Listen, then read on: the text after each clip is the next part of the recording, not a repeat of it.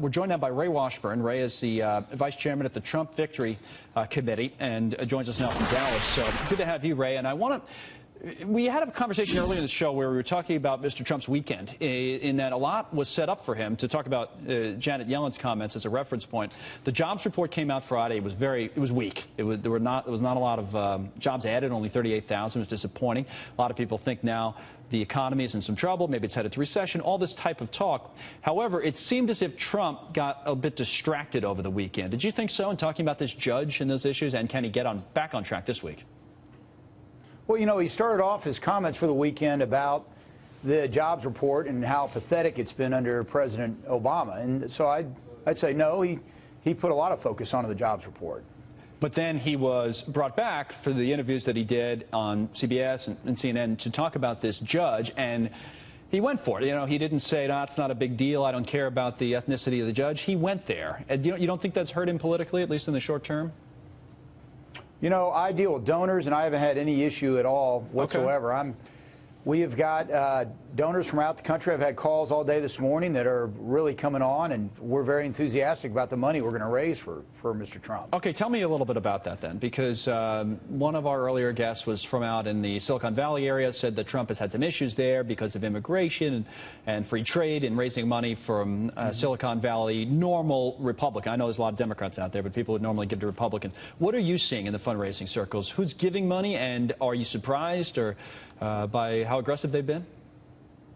Well, for first, the National Finance Chairman for Rick Perry, Jeb Bush, Marco Rubio, Carly, all down the line have all signed up to be involved in the campaign. So I think that shows enthusiasm for him across the entire platform of Republicans. So the money that's going to be raised is going to reach the mark of whatever that mark is? I mean, is it like $1 billion, as Trump has mentioned? Is that fair? Or does he have to raise, fewer dollars because he gets all the free media still and people talking about him in the press and interviewing him all the time? Does that affect the way you guys raise money? Well, look, there are a lot of numbers that have been thrown around. The reality is we have a short period of time to raise money. The RNC has got an incredible infrastructure built, and so it's not going to take the kind of dollars that past campaigns have taken to achieve the results that we know we're going to achieve. What's your pitch to, say, someone who is a little skeptical, as some more traditional Republicans, as some Republicans in general have been? Some of them, to your point, have come around, some not as quickly as others. What's your pitch if someone says, I'm not sure about this guy Trump, I don't like some of the way some of the ways that he says things and that? What do you say to them? Well, look, the strength of our ticket from the Senate to the other races, it's all about what happens at the top. And so a big part of the pitch is Trump will be a very, very effective president.